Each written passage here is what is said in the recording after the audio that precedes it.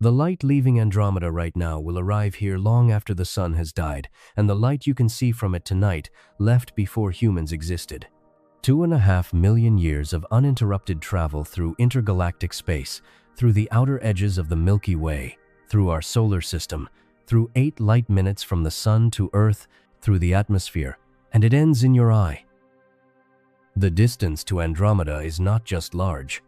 It is the kind of large that the human mind was not built to hold. And yet we measured it. We understood what was there. We even figured out where it's going. Tonight, we're going to move through that distance slowly. All of it.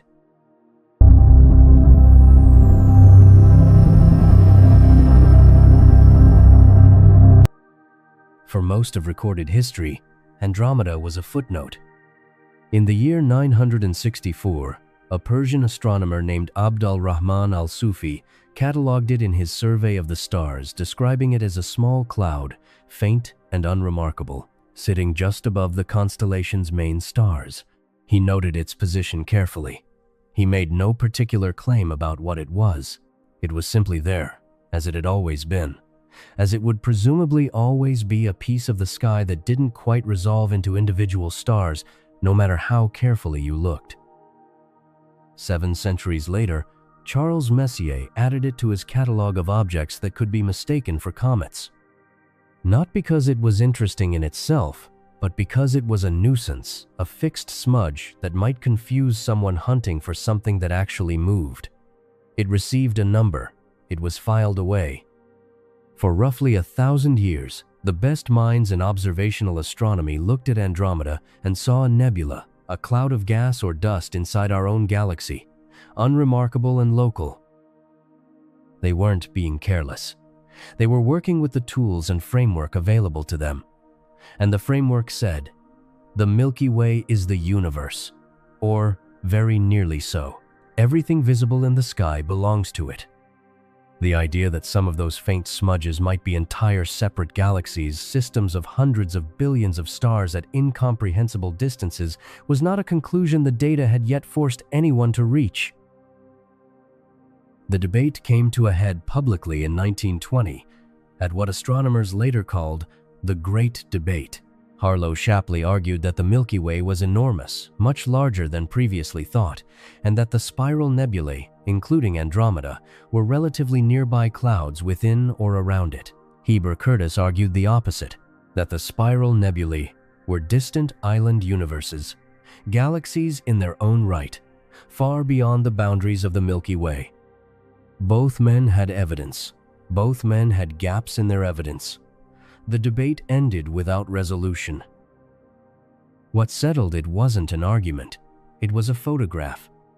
In 1923, an astronomer working at the Mount Wilson Observatory in California was examining photographic plates of Andromeda long-exposure glass plates that captured faint light invisible to the naked eye.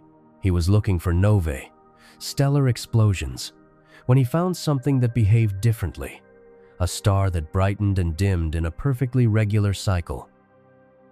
This particular type of variable star, a Cepheid, had a property that made it extraordinary as a measuring tool. The rate at which it pulsed in brightness was directly linked to how intrinsically luminous it was. But to understand why that connection exists, you need to understand what's actually happening inside a Cepheid, because it isn't arbitrary. The star is, in a very real sense, breathing. A Cepheid pulses because its outer layers are caught in a physical trap. Deep in the star, helium gets heated to the point where its electrons are stripped away ionized, and in that ionized state, the gas becomes opaque. It traps radiation instead of letting it through. That trapped radiation builds pressure, pushing the outer layers outward. The star expands. But as those outer layers expand and cool, the helium recombines, its electrons reattach, and suddenly the gas becomes transparent again. The pressure valve opens. The outer layers stop being pushed outward. Gravity pulls them back, and the star contracts. The compression heats the helium again. The electrons strip away again. The trap resets. The whole cycle repeats, as reliably as a clock mechanism. with a period that can run anywhere from 1 day to about 70 days, depending on the star's mass. The critical piece, the piece that Henrietta Swan Leavitt identified, is that more massive Cepheids are intrinsically brighter, and more massive Cepheids also pulse more slowly. Bigger star, longer period. The period and the true luminosity are locked together by the physics of that helium valve. Which means if you measure how long a Cepheid takes to complete one pulse cycle, from first principles, how bright it actually is. Not how bright it appears, how bright it actually is. That distinction is the entire foundation of what came next. Leavitt established this relationship working at the Harvard College Observatory in the early 1900s, measuring thousands of stars on photographic plates by hand, cataloging their brightnesses, tracking their periods, building the empirical curve that linked one to the other. She was employed as a human computer, paid 25 cents an hour, in a role that explicitly did not permit her to operate any telescope. The observatory had a policy: women measured, men observed. Her finding was foundational in a way that is difficult to overstate. She had given astronomers a distance tool that would work across the universe, a class of stars that broadcast their true brightness through their own pulsation rate, like a lighthouse whose flash rate tells you exactly how powerful the bulb is. If you know the true wattage of a light source, and you can measure how dim it appears from where you're standing, the distance follows directly from the physics of how light spreads. The dimmer it looks relative to its known output, the farther it must be. Leavitt embedded that known wattage into the stars themselves. It's worth pausing on the strangeness of that for a moment. The solution to measuring distances across millions of light years came from careful, repetitive, meticulous work sitting at a desk, examining glass plates, measuring tiny variations in brightness by eye, not from a large telescope, not from a major theoretical framework, from the accumulated precision of someone who was not allowed to point a telescope at the sky. When the Cepheid in Andromeda was identified and its period measured, the calculation was straightforward in principle and staggering in result. The apparent faintness of the star, compared to what its period said its true brightness must be, implied a distance far outside the Milky Way. The original estimate came in near 900,000 light-years, already a number so large it placed Andromeda beyond any reasonable boundary of our galaxy. Later refinements, accounting for interstellar dust that dims the light and skews the calculation, pushed that figure upward.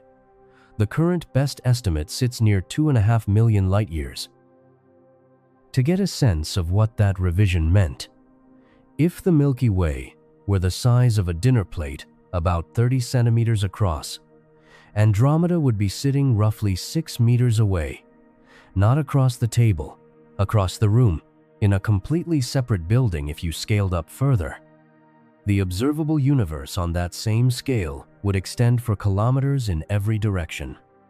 What had seemed like a cloud in our sky turned out to be an entire galaxy, a system of roughly 1 trillion stars located at a distance that made our entire galaxy look like a neighborhood. The astronomer noted the variable star on his plate with 3 letters, VAR, and an exclamation mark.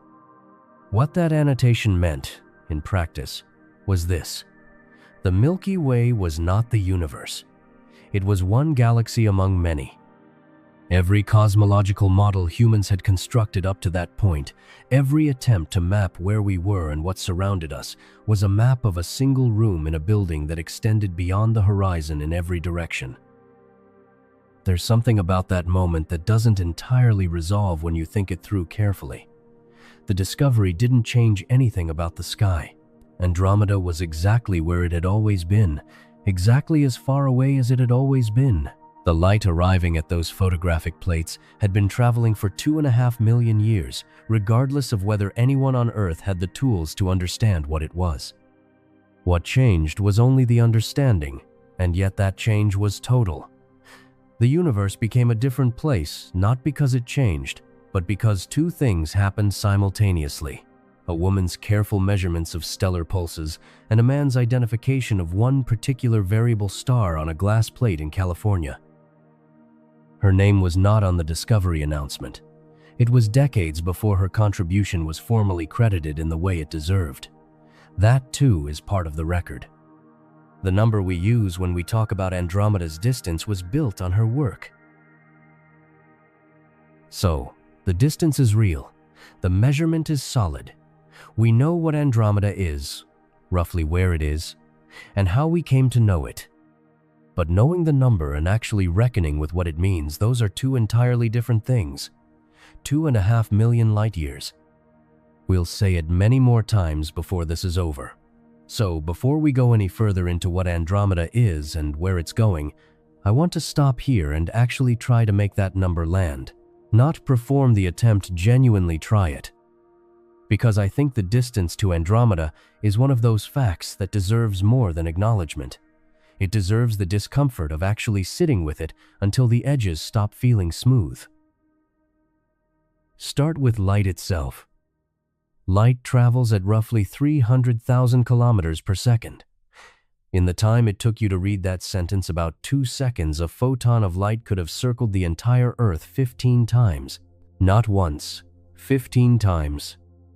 In 8 minutes, light crosses the entire distance from the sun to your eye. In about 43 minutes, it reaches Jupiter. In roughly 4 hours, it clears the orbit of Neptune and exits the main solar system. 1 light-year, the distance light covers in a full year of constant travel, works out to about 9.5 trillion kilometers. That is 9.5 followed by 12 zeros. If you tried to drive that distance in a car at 100 kilometers per hour without stopping, it would take you about 10 million years to finish. Not 10 million hours, 10 million years. Our entire species has existed for roughly 300,000 years. You would need to have started that drive about 33 times before the first anatomically modern human ever drew breath, and you still wouldn't be done. That is 1 light year. Andromeda is 2.5 million of them. There's a certain point where the scaffolding of analogy starts to buckle under its own weight. I'll be honest about that.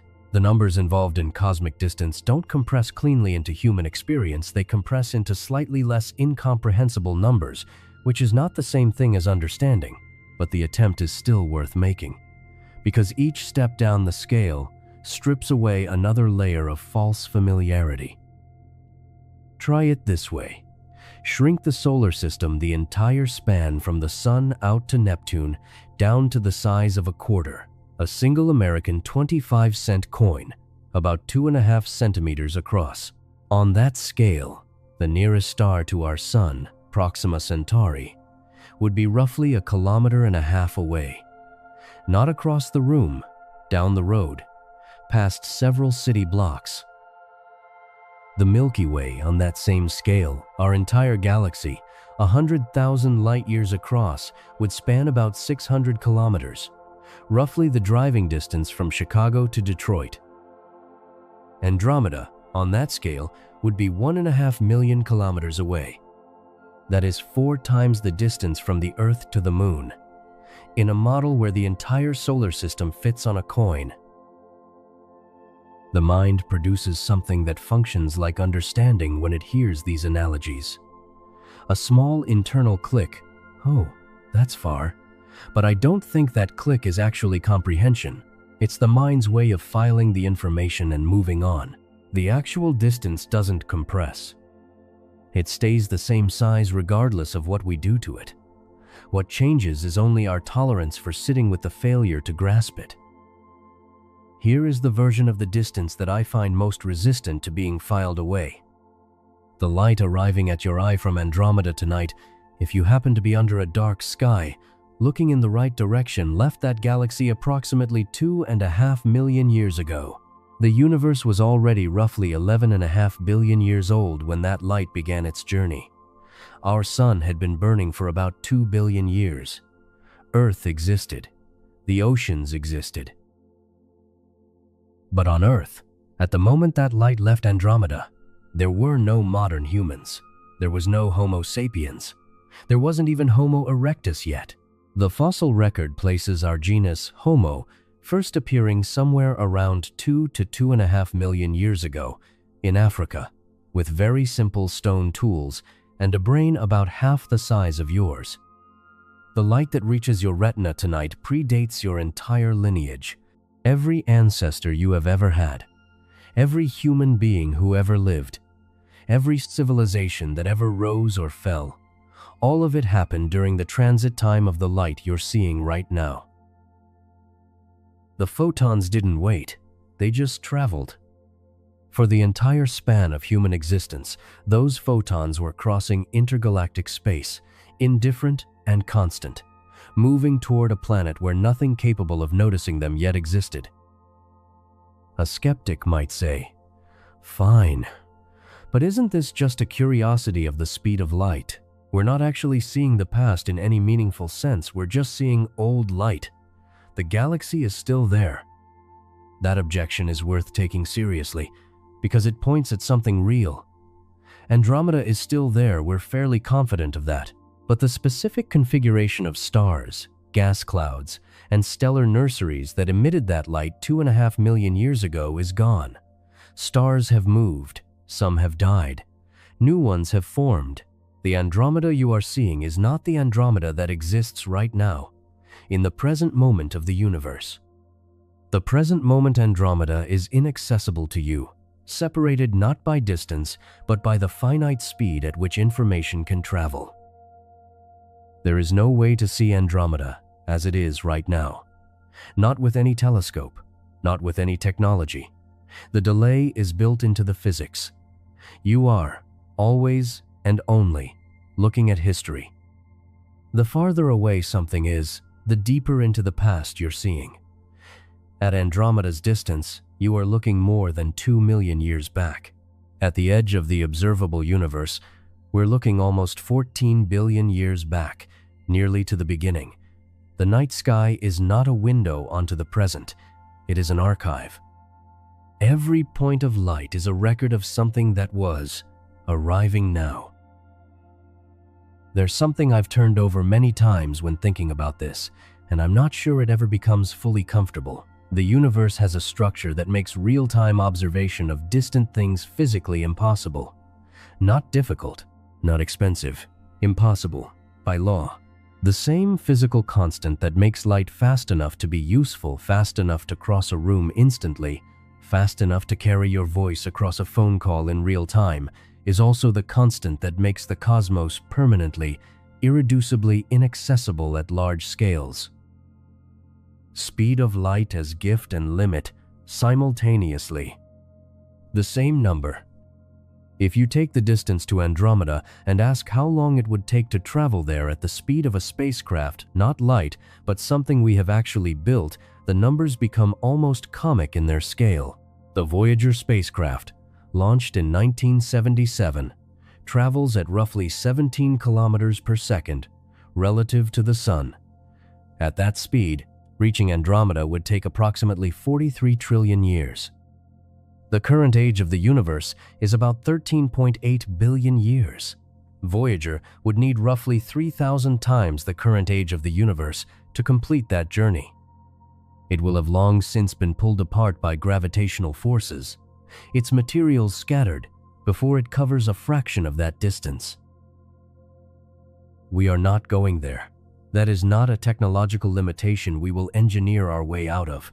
The distance is simply what it is, and what it is final.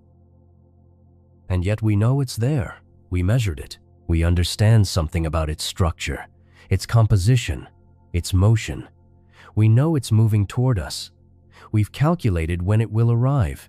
All of that knowledge crossed the distance in the only way anything can, as light, traveling 300,000 kilometers per second for 2.5 million years to reach an eye that had the context to read it. Which raises the question of what is actually at the other end of that distance, not as a smudge, not as a number, but as a physical structure. 2.5 million light years of empty space, and then something stops it. The light that left Andromeda before your ancestors existed eventually runs into matter. Specifically, it runs into a structure so large that if you could see it fully with your naked eye on a clear night, It would dominate the sky the way nothing else does. Not the moon, not Venus. Andromeda itself, the full extent of it, would stretch across a patch of sky roughly 6 times wider than the full moon. You'd be able to cover it with both hands held at arm's length, fingers spread. What you actually see, on a good night far from city lights, is a faint smudge the size of your thumbnail. That smudge is the bright central core, the densest concentration of stars near the galactic nucleus. The rest of the structure is there.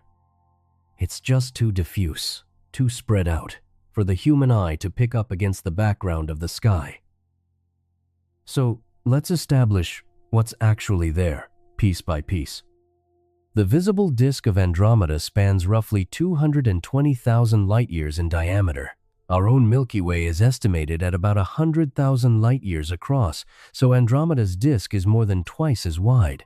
If you placed both galaxies side by side on the same scale, the Milky Way would look like a city, and Andromeda would look like the metropolitan area surrounding it. Not dramatically different in kind, but noticeably larger in every dimension. Inside that disk, roughly 1 trillion stars. A trillion is one of those numbers that the brain treats as roughly equivalent to a lot and moves on. It's worth not doing that here. The Milky Way contains somewhere between 200 and 400 billion stars. Andromeda, at approximately a trillion, has somewhere between 2.5 and 5 times as many. If every star in the Milky Way were a person, Andromeda would be a country with a population 2 to 5 times larger.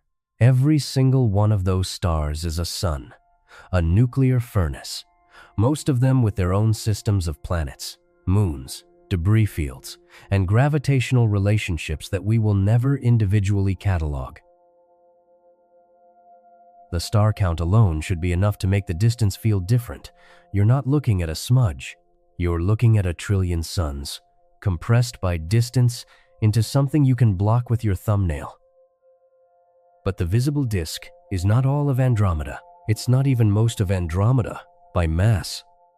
Surrounding the disk, invisible, emitting no light, detectable only through its gravitational influence on everything around it, is the dark matter halo, a roughly spherical region of material that doesn't interact with light in any way we can currently observe, but whose gravity shapes the rotation of the galaxy's stars, holds the disk together, and extends far beyond the boundary of anything you could photograph. Andromeda's dark matter halo is estimated to extend somewhere between 1 and 2 million light-years from the galaxy's center, possibly farther. The uncertainties are real, and the measurements are difficult, but even the conservative estimates place the halo's edge close to halfway across the distance between Andromeda and us. The two halos, Andromeda's and the Milky Way's, may already be touching, or very nearly so. The visible galaxies are separated by 2.5 million light-years. The invisible structures surrounding them are a different matter entirely. That detail stopped me when I first encountered it properly. We tend to picture two galaxies as two distinct bright disks sitting in a void, separated by empty space. The reality is two enormous gravitational structures, mostly dark, whose outer edges are already in contact or close to it with the bright, star-filled disks floating inside those halos like two lit rooms inside a much larger, darker building that the two rooms share. At the center of Andromeda sits a supermassive black hole. Current estimates place its mass at roughly 100 million times the mass of our Sun. For comparison, the supermassive black hole at the center of the Milky Way, known as Sagittarius A star, has a mass of about 4 million solar masses. Andromeda's central black hole outweighs ours by a factor of roughly 25. If you scaled Sagittarius A star to the size of a golf ball, Andromeda's central black hole would be the size of a basketball. Same type of object, very different amount of accumulated mass. Andromeda also has a peculiar double nucleus, two distinct concentrations of stars near its center, offset from each other. The leading explanation is that one of them is the true nucleus, the location of the black hole, and the other is a ring of older stars whose orbits bunch up at the far end of an elliptical path around it, creating the illusion of a second center. It looks like two nuclei. It is one nucleus with a lopsided orbital crowd around it. The geometry produces a visual effect that confused astronomers for years before the orbital dynamics were worked out. Orbiting Andromeda are at least 14 confirmed satellite galaxies, dwarf galaxies, gravitationally bound to it the way smaller moons might orbit a large planet. The largest of them, Messier 32 and Messier 110, are visible in small telescopes. Some of Andromeda's satellite galaxies show signs of tidal disruption, their stars being slowly pulled into long streams by Andromeda's gravitational field, eventually to be absorbed. Andromeda has, over its history, consumed smaller galaxies. The evidence is written in its structure as faint stellar streams, loops of stars tracing the orbits of galaxies that no longer exist as separate entities.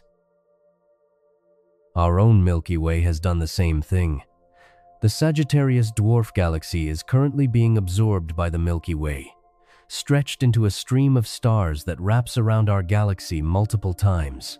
This is not a catastrophic event. It is ordinary galactic behavior, large gravitational structures accumulating smaller ones over billions of years, the way rivers accumulate tributaries.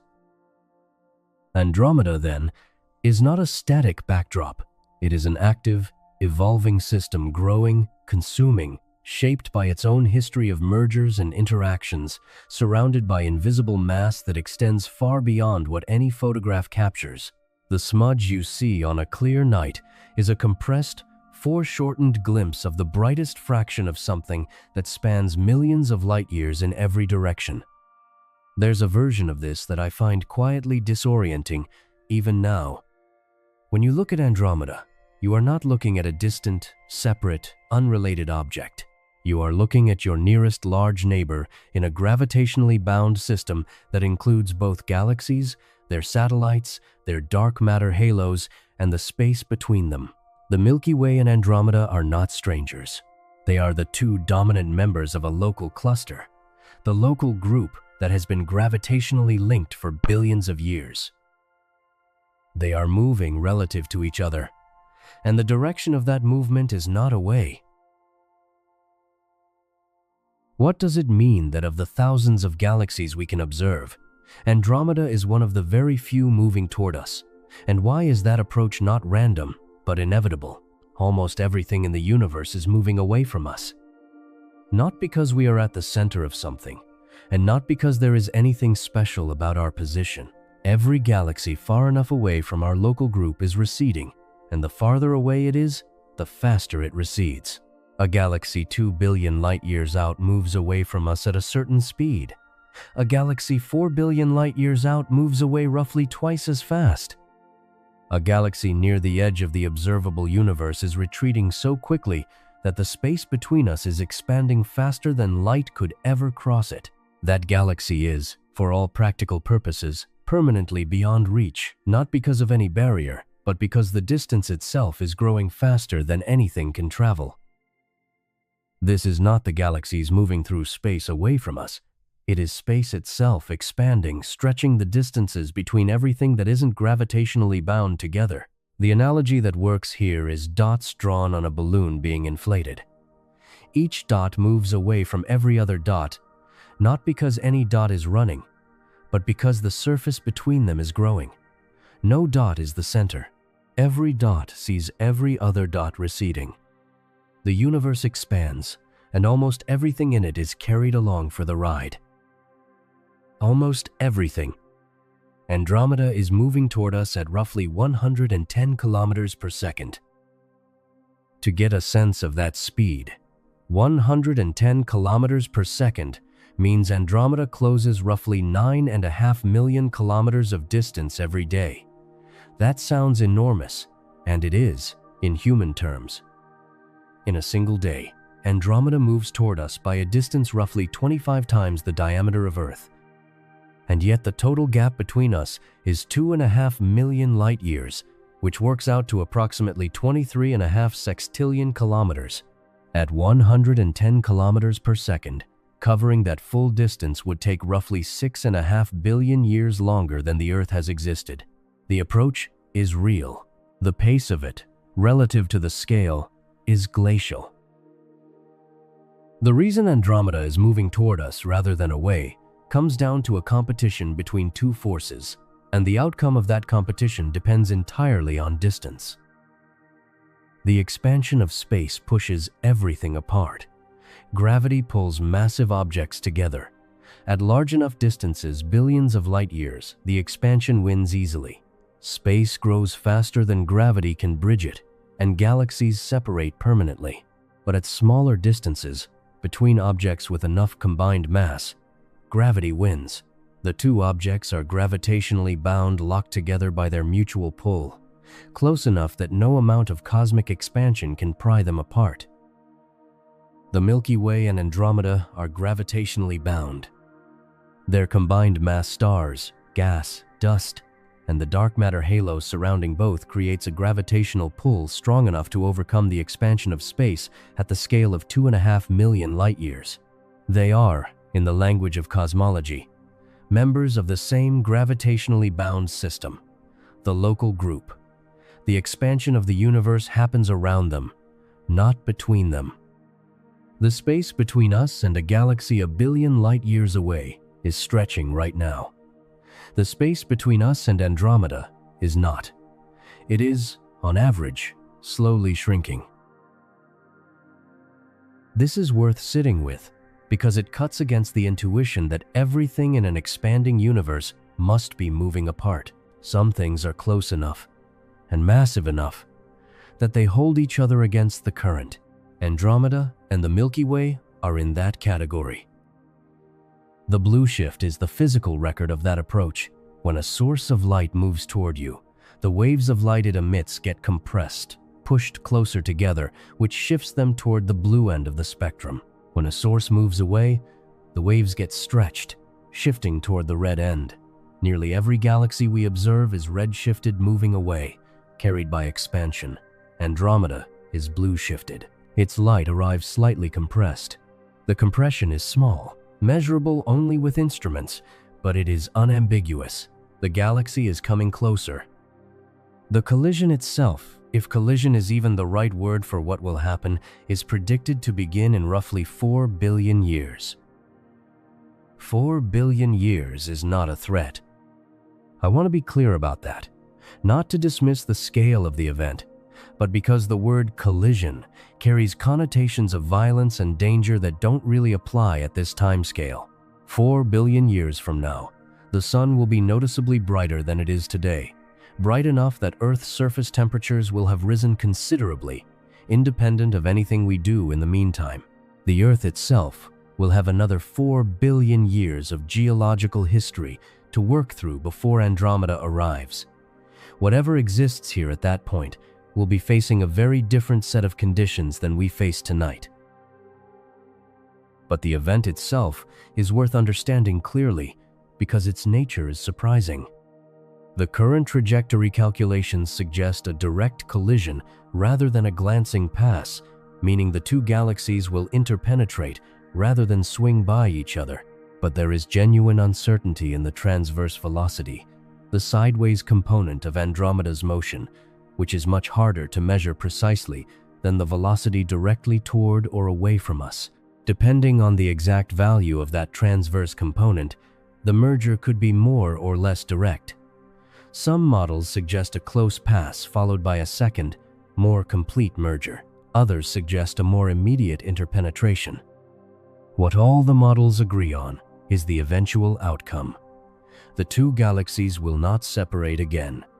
Their combined gravity will prevent it. There's something I find genuinely clarifying about that certainty, even across a timescale of billions of years. The approach is not random. It is not the result of some unusual configuration or chance alignment. It is the inevitable consequence of two massive objects being close enough and massive enough that their gravitational relationship dominates over everything else happening in the cosmos around them. Andromeda was always going to come back. The expansion of the universe separated it from us or prevented it from falling toward us immediately, but never permanently. Gravity had the longer reach. For the whole of recorded human history, every civilization that ever looked up at the night sky saw Andromeda as a fixed, faint smudge in a constant sky. No human eye has ever seen it move. The motion is real. 110 kilometers per second is genuinely fast by any human standard. But against the scale of the distance, the angular change per human lifetime is immeasurably small. We will never see Andromeda grow visibly larger or shift position in the sky. Not in 1,000 generations, not in 10,000. The approach is happening. It is simply happening at a pace that makes the whole of human civilization look like a single frame of a very long film. That asymmetry between the reality of the motion and the complete invisibility of it to any individual human life is one of the places where the distance stops being just a number and starts being something that requires a different kind of reckoning. We can calculate the approach. We can verify it in the spectrum of the light. We can model the merger with reasonable confidence. We cannot perceive it, even in principle, within any span of time that a human being could experience. The universe operates on timescales for which we have no intuition and no direct sensory access. What we have instead is measurement, and the mathematics that translates measurement into understanding, which is, when you think about it, not a small thing. Andromeda is falling toward us. It has been falling toward us for billions of years. It will continue falling for billions more. But what actually happens when it arrives, what a collision between two galaxies actually looks like at the level of individual stars, gas clouds, and the two supermassive black holes sitting at the center of each, turns out to be almost nothing like the word collision suggests. The word collision carries weight. When you hear it applied to two galaxies, the mind reaches for something it already knows. Two objects, meeting, impact, force, destruction. The image that forms is something like two enormous clouds of stars slamming into each other. Stars knocked from their orbits, systems shattered, chaos propagating outward from the point of contact. It's the only template most of us have for what happens when two large things meet at speed. That template is wrong. Not slightly wrong, structurally wrong. The collision between the Milky Way and Andromeda will be, at the level of individual stars, almost entirely uneventful. And understanding why requires a clear look at what galaxies actually are, not what they look like in photographs, but what they are physically, in terms of how their matter is actually distributed through space. A galaxy is mostly nothing. The stars inside a galaxy are separated from each other by distances so vast that the galaxy itself is, by volume, almost completely empty. Our Sun's nearest stellar neighbor, Proxima Centauri, is about 4¼ light-years away. 4¼ light-years is roughly 40 trillion kilometers. If you shrunk the Sun down to the size of a grapefruit about 12 centimeters across, Proxima Centauri, on that same scale, would be sitting roughly 3,000 kilometers away. If the Sun were on a table in front of you, its nearest neighbor, at that scale, would be somewhere in a different country. Every star in the Milky Way is separated from its neighbors by distances comparable to that. The galaxy contains somewhere between 200 and 400 billion stars, spread across a disk, roughly 100,000 light-years in diameter. The volume of that disk is enormous. The fraction of that volume actually occupied by stars is negligible, far smaller than the fraction of a room's volume occupied by a few dozen scattered marbles. If you were dropped into the Milky Way at a random position, your probability of landing within a light-year of any star would be extremely small. Your probability of landing within the actual physical radius of a star of touching solid matter would be so close to zero that no useful analogy exists for it. Two galaxies interpenetrating is not two dense objects colliding. It is two near vacuums passing through each other, with their stars so widely separated that the chance of any individual star physically striking another star is, for practical purposes, zero. Run the numbers directly. The Milky Way has roughly 300 billion stars. Andromeda has roughly 1 trillion. During the merger, Both galaxies will be occupying the same general region of space. The chance of any single star from one galaxy colliding with any single star from the other is estimated at around 1 in a million for the duration of the entire merger process, which itself unfolds over 1 to 2 billion years. In a merger of two galaxies containing more than 1 trillion stars combined, you would expect perhaps a few 100,000 actual stellar collisions, a few 100,000 out of 1 trillion. The rest pass through each other like two swarms of fireflies moving in opposite directions through a dark field, the individual lights never touching. That number is worth holding. A few 100,000 collisions sounds large in human terms. In galactic terms, it represents a fraction so small it wouldn't register on any chart you could draw. But the merger is not peaceful. It is just violent in a different register than the word suggests, at the scale of structure rather than the scale of objects. What actually happens during a galactic merger is gravitational. As Andromeda approaches and the two galaxies begin to overlap, their mutual gravitational field distorts both disks dramatically. Stars that were following stable, roughly circular orbits around their galactic centers get pulled into new trajectories, elongated, tilted, chaotic compared to what they had before. Long tidal tails of stars get flung outward from both galaxies, streaming into intergalactic space. Think of two spinning disks of fluid being pulled toward each other. They don't retain their clean spiral shapes. They deform, develop long trailing arms, wrap around each other, pull material from each other's edges. The structure changes even though the individual molecules barely interact. The real violence happens in the gas. Unlike stars, the gas clouds distributed through both galaxies, the raw material for star formation, are diffuse enough and numerous enough that they do collide during a merger. When gas clouds from two galaxies meet at relative velocities of hundreds of kilometers per second, the collision compresses them. Compressed gas clouds, if dense enough, collapse under their own gravity and form stars. A galactic merger triggers a starburst, a period of dramatically accelerated star formation, in which new stars ignite across the merging system at rates far higher than either galaxy would produce independently. The new stars born in that starburst will be, in many cases, massive, and massive stars burn fast and die violently as supernovae.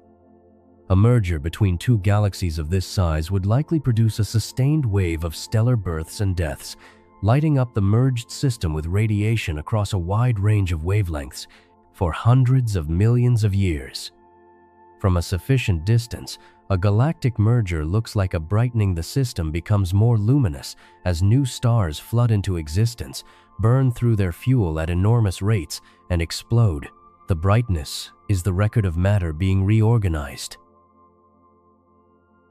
At the center of the merger, the two supermassive black holes Andromedas, estimated at roughly 100 million solar masses, and the Milky Ways, at roughly 4 million, will not remain in their separate nuclei indefinitely.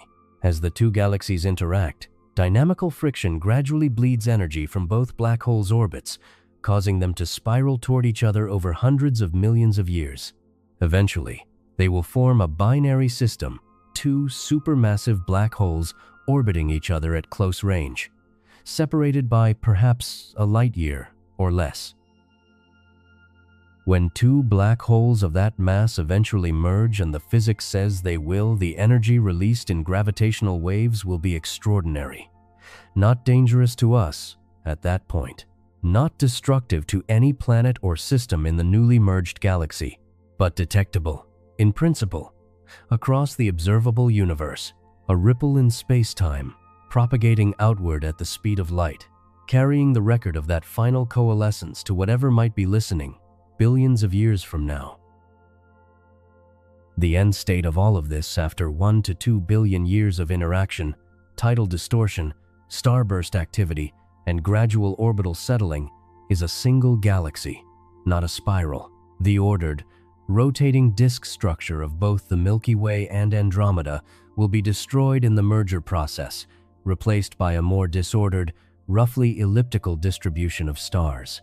The result has been informally named Milkomeda, a large elliptical galaxy containing the combined stellar populations of both, with a merged central black hole somewhere above 100 million solar masses, surrounded by stars following complex, non-circular orbits with no preferred plane. Our Sun will almost certainly survive. The solar system will almost certainly survive. The Sun's orbit around the galactic center will change. It may end up significantly farther from the new center than it is now, or closer, depending on how the tidal forces of the merger redirect its trajectory. But the probability of the Sun being physically destroyed in the collision is, by the same logic as individual stellar collisions, essentially negligible. You, if you could somehow be present, would not experience the merger as a catastrophe. You would experience it as a sky that slowly changed, new stars appearing in regions that had been sparse. The Milky Way's familiar band gradually dissolving as the galaxy's disk structure came apart, a new and unfamiliar arrangement of light emerging over timescales millions of times longer than any human civilization has so far existed. The violence is real. It is just operating at a level of scale and time that makes it invisible to any individual life. The Milky Way and Andromeda are falling toward each other through a region of space that is, between them, neither empty nor full, a diffuse, cold medium that neither galaxy has yet disturbed. What is actually in that space, and what it means physically, turns out to be one of the stranger facts in this entire story. There is a region of space between the Milky Way and Andromeda that almost nothing has ever passed through. Not quite nothing, but close enough to nothing that the distinction matters more than it might seem. The intergalactic medium, the name for whatever fills the volume between galaxies, is not a vacuum in the strict physical sense. It contains matter. It contains particles. It is, technically, a gas. But the density of that gas is so far below anything we encounter in daily life, or even in the near vacuum of interstellar space inside a galaxy, that calling it a gas feels like a category error. Inside a galaxy like the Milky Way, the interstellar medium, the gas and dust between stars, has an average density of roughly 1 hydrogen atom per cubic centimeter. That is already extraordinarily thin by any terrestrial standard. The best vacuum chambers humans have built on Earth contain roughly 10 million molecules per cubic centimeter. Interstellar space is roughly 10 million times emptier than our best artificial vacuum. The intergalactic medium between the Milky Way and Andromeda is approximately 1 atom per cubic meter. 1 atom per cubic meter means that if you took a cube of intergalactic space, 1 meter on each side, the size of a large cardboard box, it would contain, on average, a single hydrogen atom or ion, 1. The air in that same box, at sea level, contains roughly 25,000 trillion molecules. The intergalactic medium contains 1, not 1, per type 1 total. A cube the size of a large box, and you would have to search its entire volume to find a single particle. That is not metaphorical emptiness. That is a physical environment so sparse that it challenges the basic intuitions we carry about what matter is and where it exists. And it is not a vacuum in the way deep space feels like a vacuum in science fiction, cold and dark and static. The intergalactic medium is a hot, ionized plasma. The hydrogen is not sitting in neutral atoms. Its electrons have been stripped away by the radiation fields of galaxies and quasars, leaving a diffuse soup of protons and free electrons at temperatures that can reach millions of degrees. Hot, but nearly empty. The temperature is a measure of the average kinetic energy of the particles, how fast they're moving. In a dense gas, high temperature means enormous energy transfer, enormous heat in the practical sense. In the intergalactic medium, the particles are moving very fast, but they almost never meet anything. The mean free path, the average distance a particle travels before hitting another particle, is vast. The heat is real. The thermal contact with anything else is nearly non-existent. A spacecraft passing through the intergalactic medium would not be warmed by it in any meaningful way, because there is almost nothing there to transfer the energy. Temperature without density is not warmth. It is just speed with nowhere to go. Moving through that space, between our galaxy and Andromeda, are other structures. The local group, the gravitationally bound cluster containing both the Milky Way and Andromeda, includes roughly 80 identified galaxies in total, spread across a volume roughly 10 million light-years in diameter. Most of them are dwarf galaxies, small and dim, satellites of the two dominant spirals. The large and small Magellanic Clouds, visible in the southern hemisphere as detached patches of the Milky Way, are the most prominent examples on our side. Andromeda has its own retinue, at least 14 confirmed satellite galaxies, some of them being slowly consumed by tidal forces as they orbit their host. But between these satellites, strewn through the volume of the local group, are structures that belong to no galaxy at all. Stellar streams, long, thin arcs of stars, sometimes stretching hundreds of thousands of light-years, trace the former orbits of dwarf galaxies that have already been pulled apart.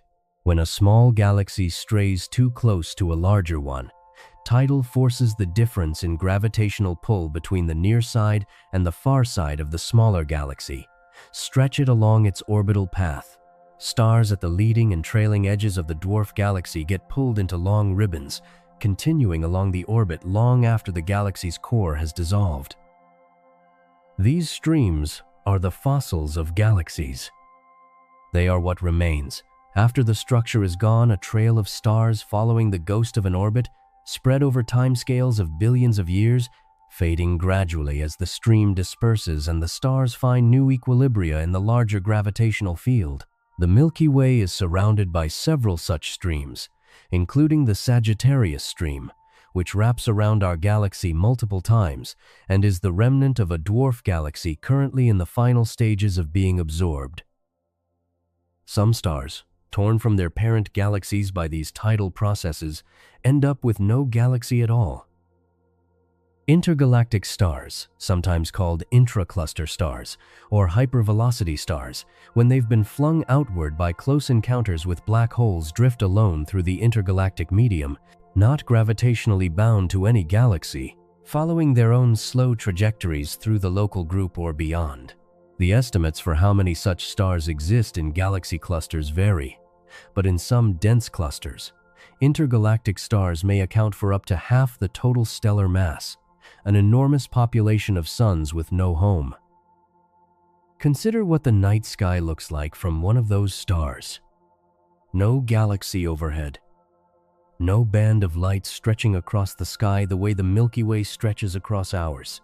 In every direction, faint smudges other galaxies, millions of light years away, but nothing close, nothing dense, nothing that rises above the background glow of the universe's distributed light. The nearest neighboring star would likely be tens or hundreds of light years away, perhaps farther. The sky would be darker than any sky a human has ever seen, the background more uniformly dim, the isolation more total. If any planet existed around that intergalactic star, and if anything on that planet ever looked up, the universe would appear almost empty in every direction. Not almost empty in the way our night sky looks, almost empty which is already full of detail if you know where to look. Empty in a way that offers almost no anchoring point, no local structure, no cluster of familiarity, just the faint, distant light of other galaxies, and nothing nearer than the edge of the nearest group. We, by contrast, are embedded.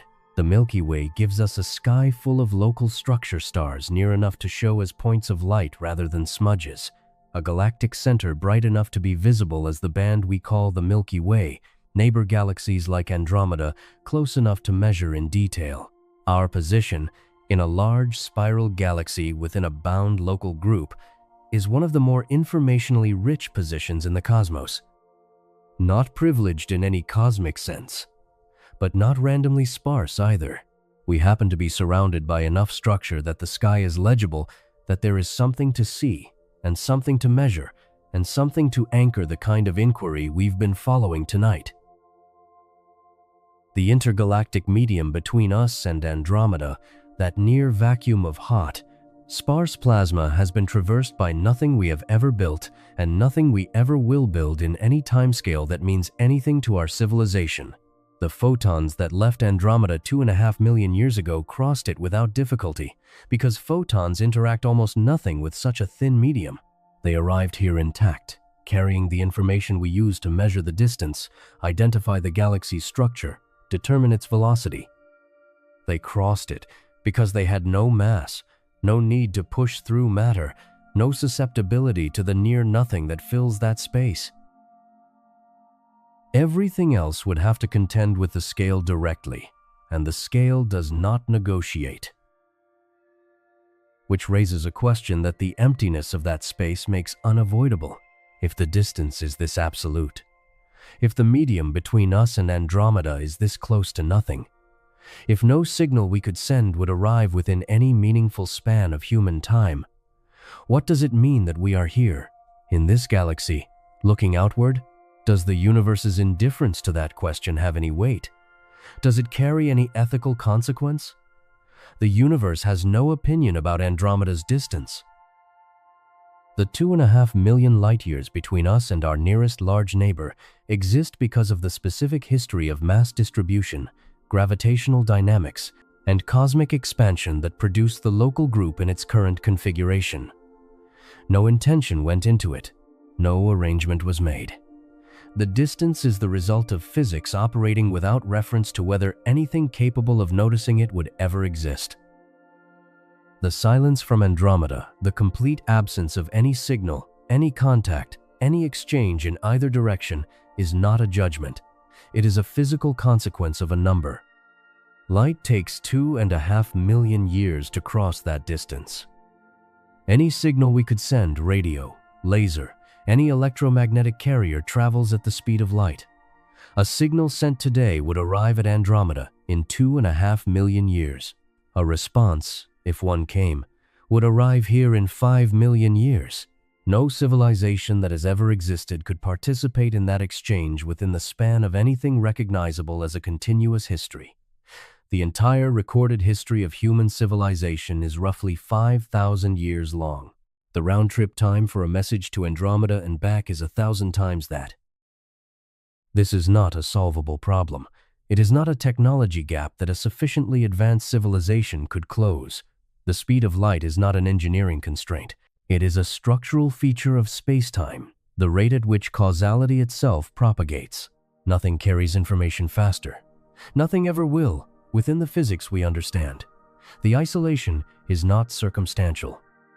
It is written into the geometry of the universe at a fundamental level. And the universe did not install that limit to isolate us specifically. The same constraint applies everywhere, symmetrically, to every possible observer at every possible location. Any civilization in Andromeda faces the identical barrier in our direction. Any civilization anywhere in the universe faces it in relation to everything beyond its local neighborhood. The silence is universal. It is the default condition of existence at cosmic scales, not an exception we happen to be suffering. I want to stay with that for a moment because I think it's easy to absorb it as a melancholy fact and move on to register the isolation and file it under sad things about the cosmos without letting it actually change the shape of anything.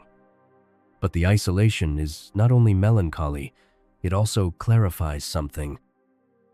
If the universe provided no barriers, if signals could propagate instantly across any distance, if contact with other civilizations were as accessible as contact with a neighboring city, then the ethical weight of any individual act, any local relationship, any small decision made in one place, would be diluted by the infinite connectivity of everything.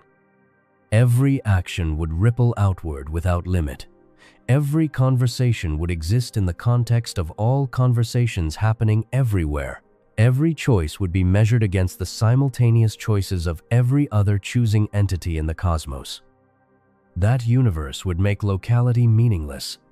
Your choices here, tonight, on this planet, in this life, would be one signal among an infinite and instantly accessible network of signals. The specific weight, of the specific conversation you are having right now with the specific people in your life, in the specific circumstances of your specific moment, would dissolve into that total connectivity. The universe we actually inhabit is different. In the universe we actually inhabit, the speed of light makes locality irreducible. What happens here cannot be instantly known elsewhere. What happens elsewhere cannot instantly affect what happens here. The 2.5 million light-years between us and Andromeda is not just a distance, it is a boundary around a sphere of causal relevance, a region within which our actions matter, and outside which our actions, for now, cannot reach. That boundary is not a prison, it is a definition of where we are. What this means practically is that everything within that sphere of causal relevance carries weight that the universe's scale cannot dilute. The conversation you had today, the one you remember, the one you wish had gone differently, the one that meant more than you said, happened in a region of space-time where it was causally real. It produced effects. It changed states. It was not cancelled out by the indifference of the 2 trillion galaxies beyond the local group. The universe's silence is not evidence that nothing here matters. It is evidence that the mattering is local, which is the only place mattering has ever been able to happen anyway. There is a version of the cosmic perspective that gets used, sometimes, as a reason to stop caring. The argument runs, the universe is 14 billion years old, 100 billion galaxies large, indifferent to human affairs, and will continue long after every trace of our existence is gone. Therefore, whatever we do here is insignificant. Whatever grief or joy or moral struggle plays out on this planet is, against the cosmic backdrop, too small to register. I find that argument structurally confused. Significance is not scale-dependent in any way that argument assumes. The fact that the universe is large does not make small things less real. A conversation does not become less actual because Andromeda exists. A person's suffering is not made less by the existence of a trillion other stars.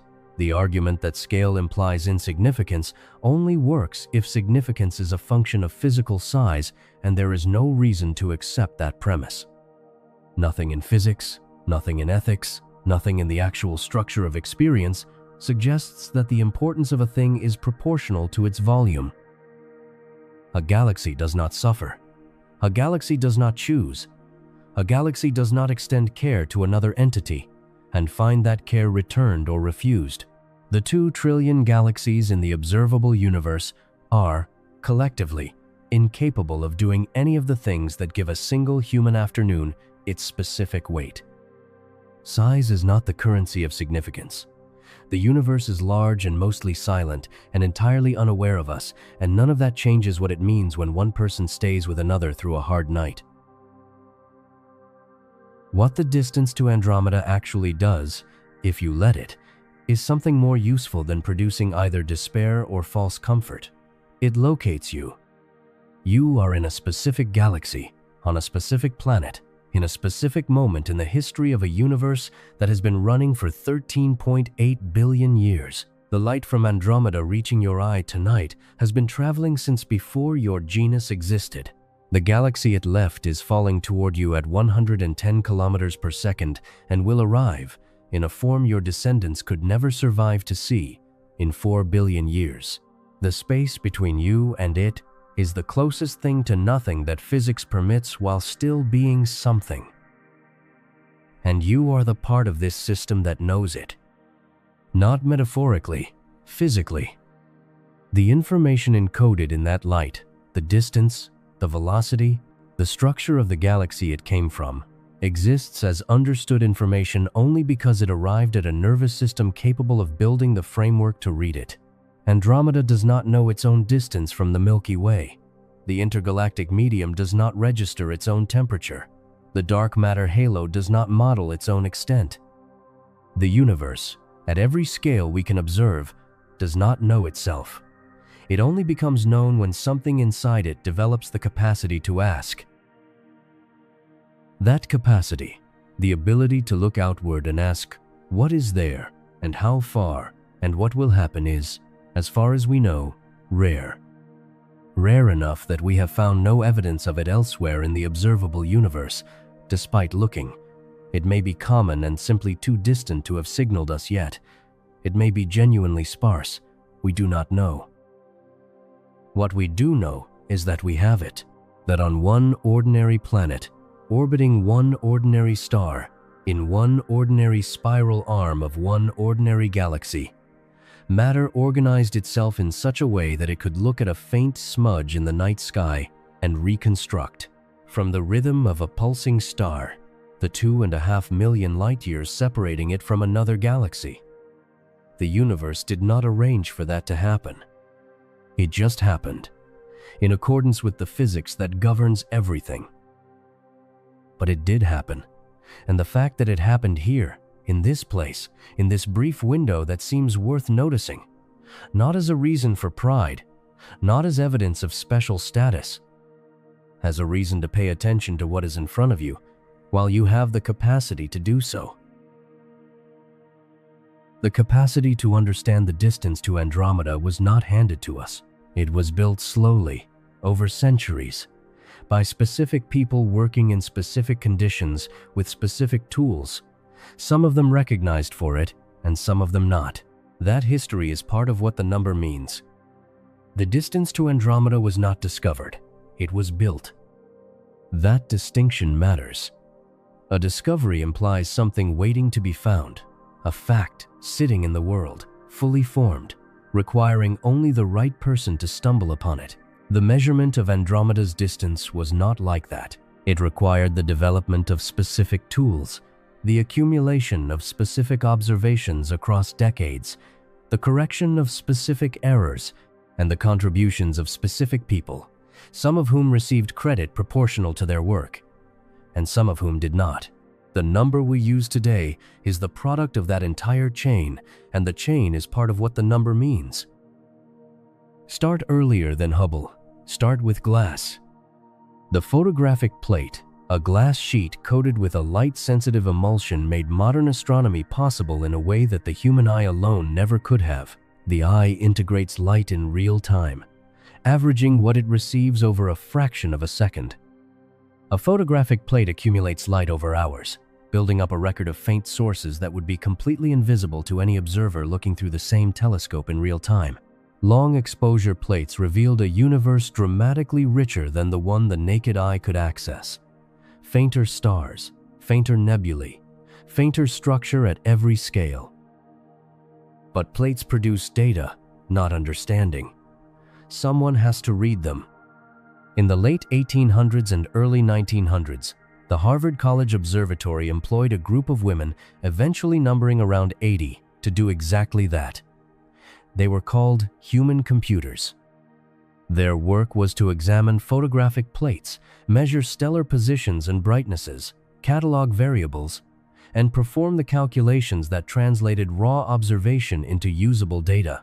They were paid between 25 cents and 50 cents an hour, at a time when unskilled male laborers earned more. They were not permitted to operate the telescopes that produced the plates they spent their careers analyzing.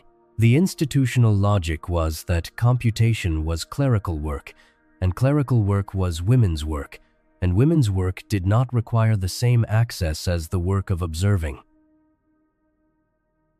Henrietta Swan Leavitt joined the Harvard Computers in the 1890s, initially as a volunteer. She was assigned to study variable stars in the small Magellanic Cloud, a satellite galaxy of the Milky Way, visible from the southern hemisphere, close enough that all the stars within it could be treated as being at roughly the same distance from Earth. That shared distance was the key. If you want to compare the intrinsic brightnesses of stars, you need to eliminate the confounding effect of distance. Closer stars look brighter simply because they're closer, regardless of their actual luminosity. The Magellanic Cloud provided a natural, controlled condition.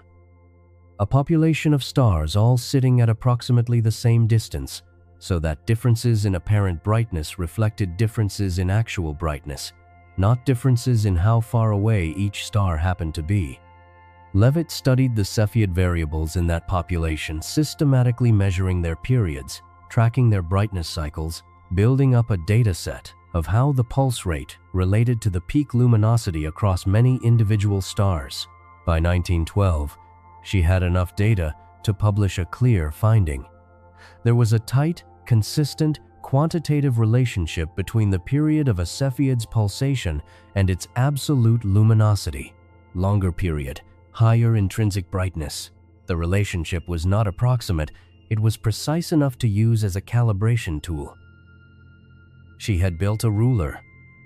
Not a metaphorical ruler, a physical measuring instrument embedded in a class of stars distributed across the universe that could be used to determine distances to any system containing a Cepheid variable, provided you could measure the star's period and apparent brightness. The distance followed from the physics of how light diminishes with distance, the inverse square law, which says that doubling the distance reduces the apparent brightness to 1/4, tripling it reduces it to 1/9, and so on. Leavitt's period-luminosity relation gave astronomers the true brightness. The apparent brightness was measurable directly. The distance was then a calculation, not an estimate. Her paper was published under the supervision of Edward Charles Pickering, the director of the observatory. The convention of the time meant that Pickering's name carried institutional authority over the work produced by his computers. Leavitt's contribution was noted. Her name appeared in the paper, but the framing placed the finding within the observatory's general program, rather than presenting it as the fundamental discovery it was. In 1913, the Swedish mathematician Gustav Mittag-Leffler wrote to the Nobel Committee suggesting that Henrietta Swan-Leavitt should be considered for the Nobel Prize in Physics for her discovery of the period-luminosity relationship. By the time the letter arrived, Leavitt had been dead for 2 years. She died in 1921 of cancer at 53. The Nobel Prize is not awarded posthumously. She was never nominated while she was alive. That gap between the importance of the work and the recognition afforded to the person who did it is not a footnote to the history of astronomy. It is part of the history of astronomy. The period-luminosity relationship is sometimes called Leavitt's law in current literature, a correction that arrived decades after her death. The correction is right. It was late.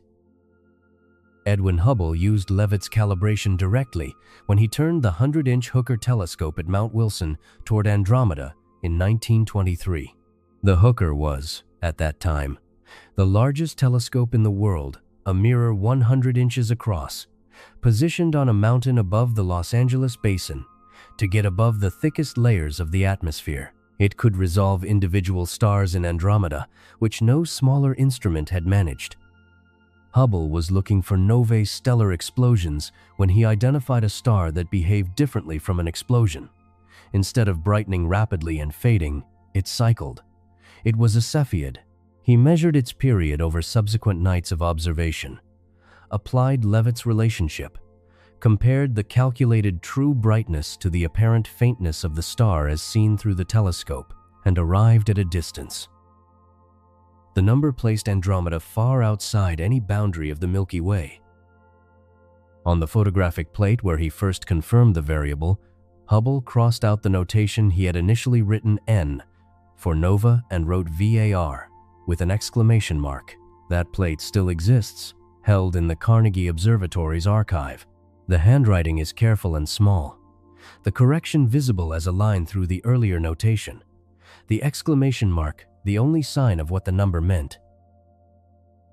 The measurement was not perfect. Hubble's original distance estimate was too low. He used Leavitt's calibration, but the calibration itself was based on Cepheids in the Magellanic Cloud whose distances were not yet precisely known. Later work by Walter Baade in the 1940s revealed that there are two populations of Cepheids with slightly different period-luminosity relationships, and that Leavitt's original calibration, based on one type, had been applied to the other. Correcting for this roughly doubled the estimated distance to Andromeda. Further refinements followed as parallax measurements improved, as dust extinction was better characterized, as additional distance indicators were cross-checked against each other. The current best estimate, near 2.5 million light-years, represents not a single measurement but a convergence of multiple independent methods, each with its own uncertainties, arriving at consistent enough results to give astronomers confidence in the number. It is not a final answer. It is the best answer currently available, held with appropriate uncertainty by the people who work on it, subject to revision if better data emerges.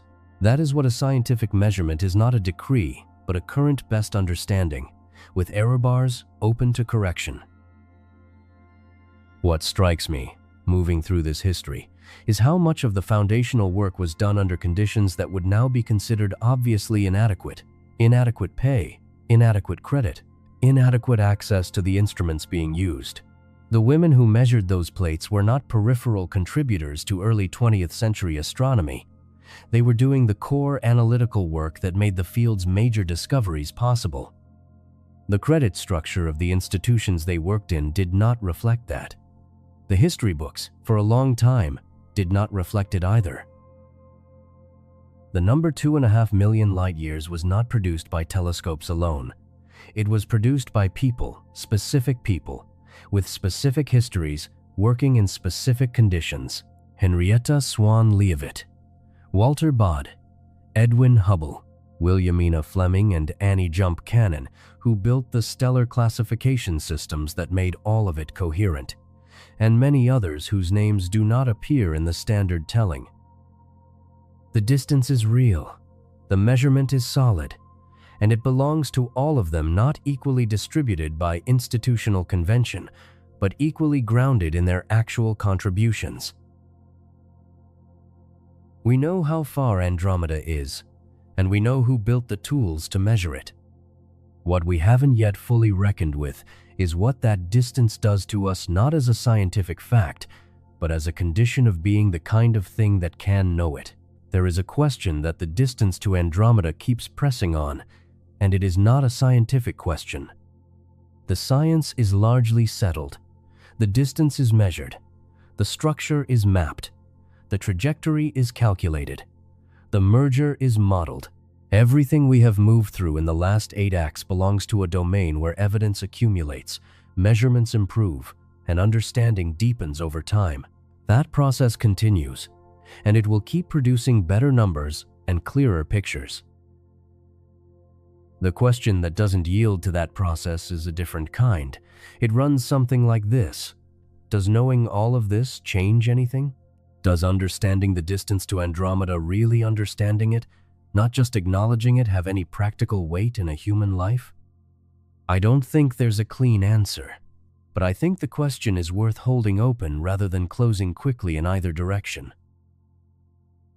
The cosmic perspective has been used by thoughtful people to argue 2 almost opposite conclusions. The first is that the scale of the universe diminishes the importance of human affairs.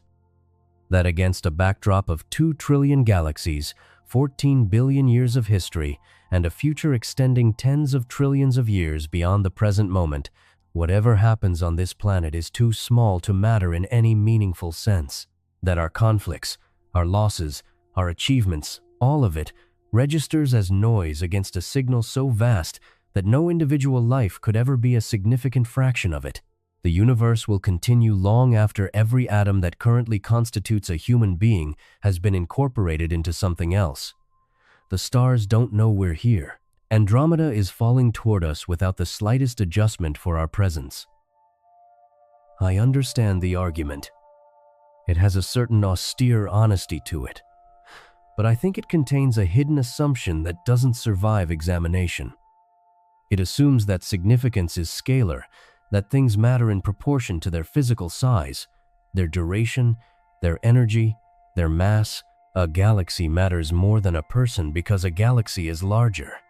A billion years matters more than a single afternoon because a billion years is longer.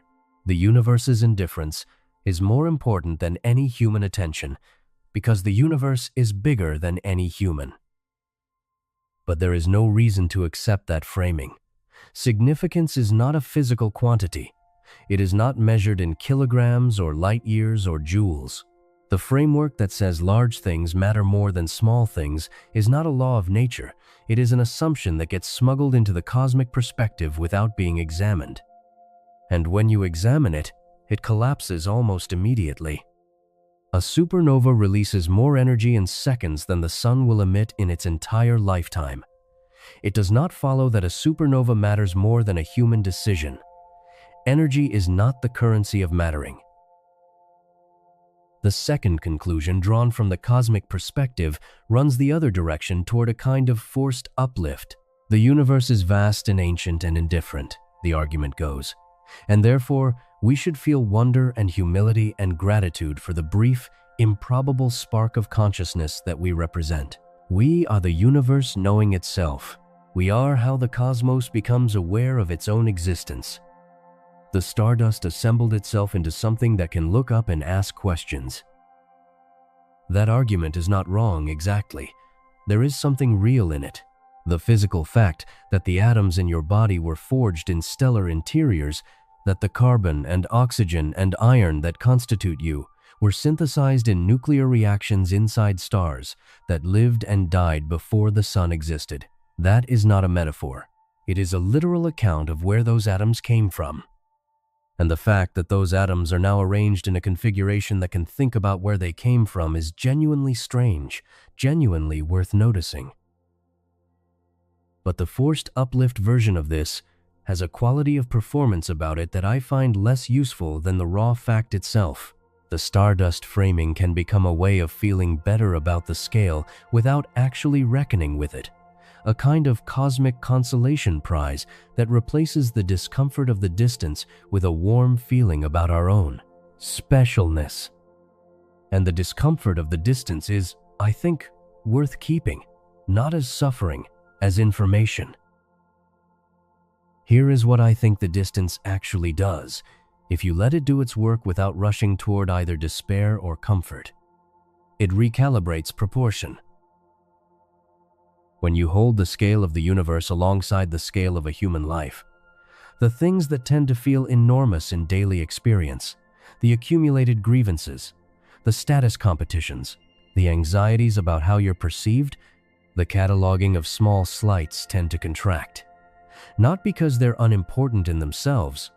Some of those things are genuinely important, and the contraction doesn't make them disappear, but they contract relative to other things that the scale brings into relief. The things that don't contract, when held against the cosmic scale, are revealing. Care doesn't contract. The fact that one person extends genuine attention to another, that someone shows up, stays present, does the harder thing rather than the easier one, does not become smaller when measured against the distance to Andromeda. If anything, it becomes more concentrated. The universe provides no mechanism for that kind of attention. It does not arise from physics. It is not a property of matter at any scale other than the one we inhabit. It only exists here, in the narrow band of conditions that permit the kind of complexity that produces minds capable of choosing how to treat each other. The rarity of that capacity is not fully established.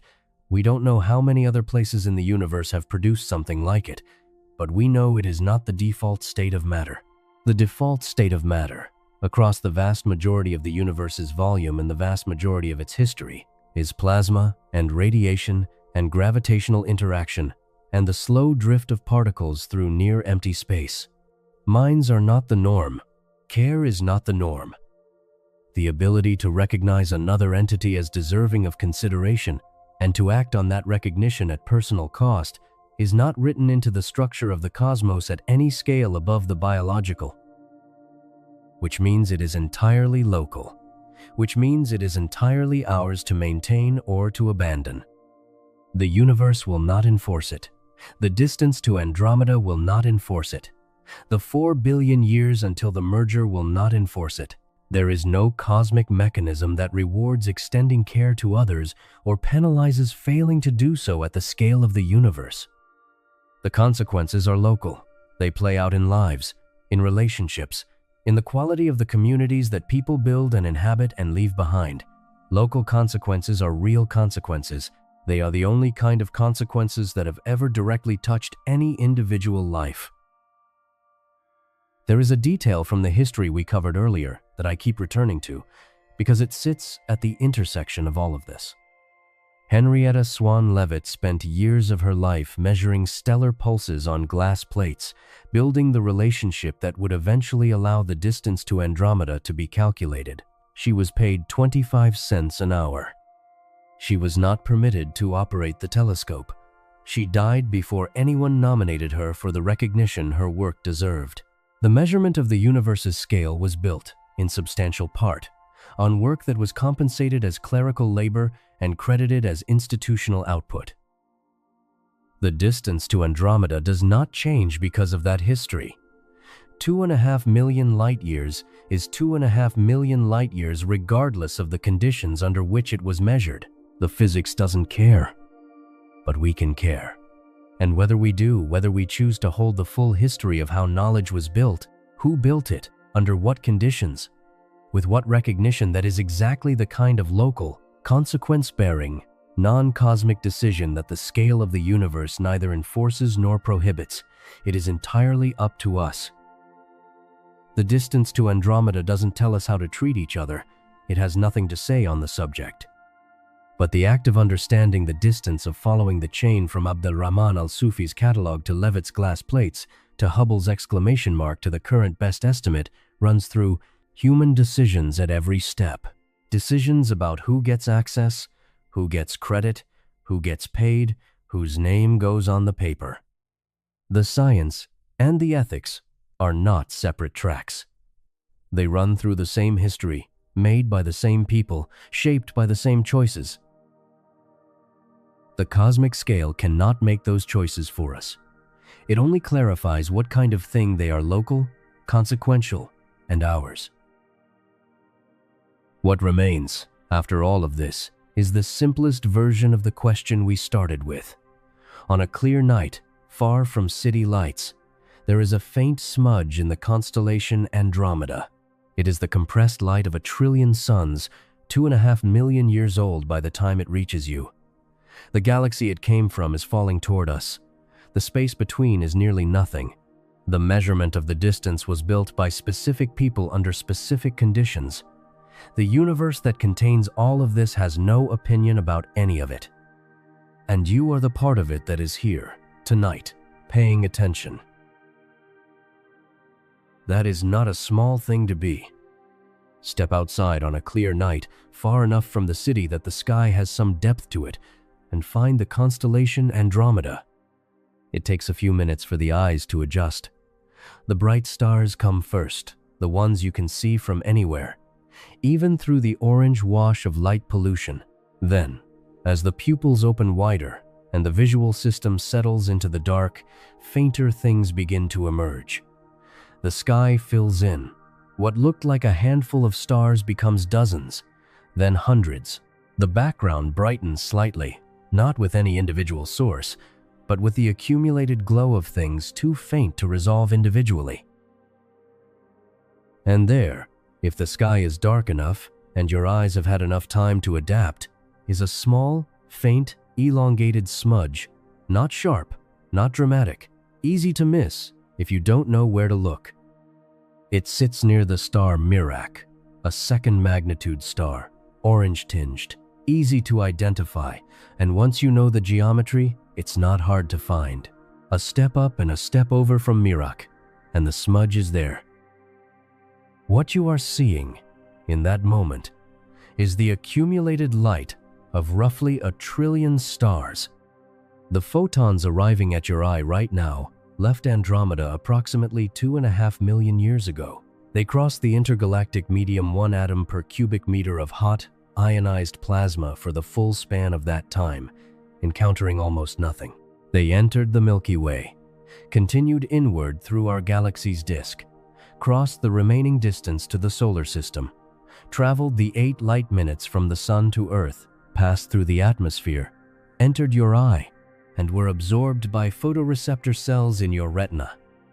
Each of those cells generates a tiny electrical signal when a photon lands on it. The signals travel along the optic nerve to the visual cortex, where they are assembled into what you experience as seeing. The 2.5 million year journey ends in a nerve firing. That is not a poetic description. It is the literal physical sequence of what happens when you look at Andromeda. The scale and the intimacy of it exist simultaneously. There is no way to have one without the other. The photon does not know it has traveled 2.5 million years. Your retina does not know it is receiving a message from another galaxy. But you, holding both pieces of information at once, can know both. That is what understanding does. It holds the scale and the detail in the same frame without collapsing either into the other. The sky you are looking at tonight is not a permanent fixture. In 4 billion years, the night sky as seen from Earth, assuming Earth still exists and anything still looks up from it, will be dramatically different from the one visible tonight. Andromeda will have grown from a faint smudge into a structure large enough to fill a significant portion of the sky. In the final approach, before the two galaxies fully interpenetrate, both the Milky Way and Andromeda will be visible as enormous, distorted spirals, their tidal tails stretching across the sky, their disks beginning to overlap, their centers blazing with the starburst activity triggered by the compression of gas clouds meeting at hundreds of kilometers per second. The night sky in that epoch will be among the most spectacular in the future history of the local group. A sky full of structure and motion and new stars igniting across two merging systems, visible on timescales of millions of years as a slow, continuous reorganization of light. Whatever is present to see it will have a sky unlike anything that has ever existed before in the history of either galaxy. We will not see it. No one alive tonight, no descendant of anyone alive tonight traceable through any continuous lineage, will be present for that sky. The timescale places it beyond any horizon of direct human continuity. What we have instead is the calculation, the ability to know, with reasonable confidence, that it will happen, what it will look like in broad terms, what physical processes will drive it. The knowing is not the seeing, but the knowing is real, and it crosses the time gap in the only way anything can cross a time gap, by being transmitted, carefully, from one generation of understanding to the next. Every act of science education, every book, every lecture, every late-night conversation about what the sky actually contains is a small piece of that transmission. The understanding built by Abdulrahman al-Sufi, by Henrietta Swan Leavitt, by Edwin Hubble, by Walter Baade, and everyone who refined the measurement after them, did not belong only to the moment it was produced. It was added to a cumulative record that anyone with the access and the inclination can pick up and continue. You picked it up tonight. Not in any grand sense, in the ordinary sense of having spent some time with these ideas, having followed the argument from the faint smudge to the distance to the collision, to the emptiness between, to the ethics of how the knowledge was built.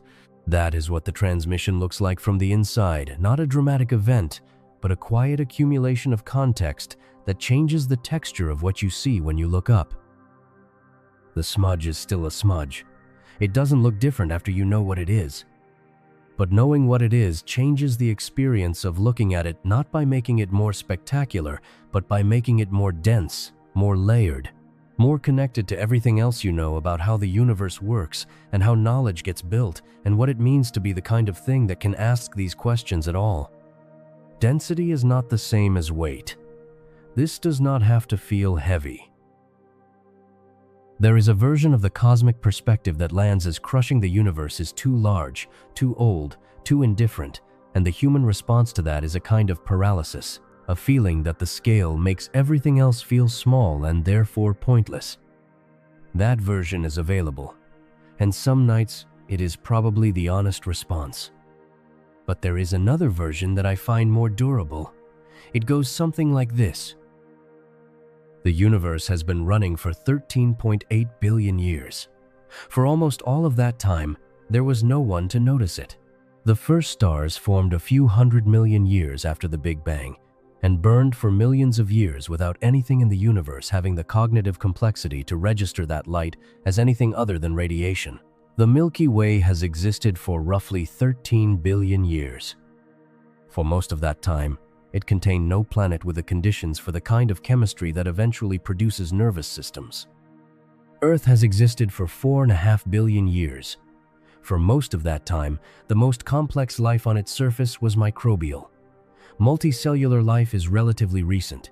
Animals with nervous systems complex enough to model the external world are more recent still. Animals capable of building instruments to measure 2.5 million light-year distances are an extremely recent development by any measure. The universe did not wait for us. It did not prepare for us. It ran its physics impartially across 14 billion years of time, and somewhere in that running, the conditions for noticing arose, briefly, locally, in this specific place. The window is open right now. That is not a reason for anxiety about when it will close. It is a reason to use it while it is open to look at the things worth looking at, to think through the things worth thinking through, to extend attention to the people and questions and problems that are actually in front of you in the causally accessible region of the universe, where your choices have real effects. The window being finite doesn't make it less real. It makes the light coming through it more specific, more this moment, this sky, this particular configuration of what is known, and what is not yet known, and what may never be known. Andromeda is out there tonight, 2.5 million light-years away, falling toward us at 110 kilometers per second, its trillion stars mostly surrounded by a vast and invisible halo of dark matter, its central black hole outweighing ours by a factor of 25, its light carrying the record of a galaxy that existed before your genus drew its first breath. The space between here and there is nearly nothing, 1 atom per cubic meter of hot, sparse plasma, crossed only by light and by the gravitational influence of everything massive enough to reach that far. The measurement of that distance was built by human hands, human eyes, and human minds working across centuries, some of them recognized for it, some of them not, all of them contributing to a number that belongs to the full chain of effort that produced it. And you are here, at the end of that chain, with the number in your mind and the night above you, and the window still open. That is enough for tonight. More than enough. Thank you for spending these hours out here in the dark with me, moving through something this large together. I mean that without any formality attached to it, just the plain fact of it.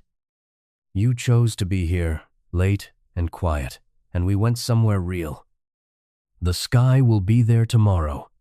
Andromeda will be there, exactly where it always is, exactly as far away, exactly as it has always been. You can come back to it whenever you want. For now, let the distance be what it is. Let the scale settle without resolving.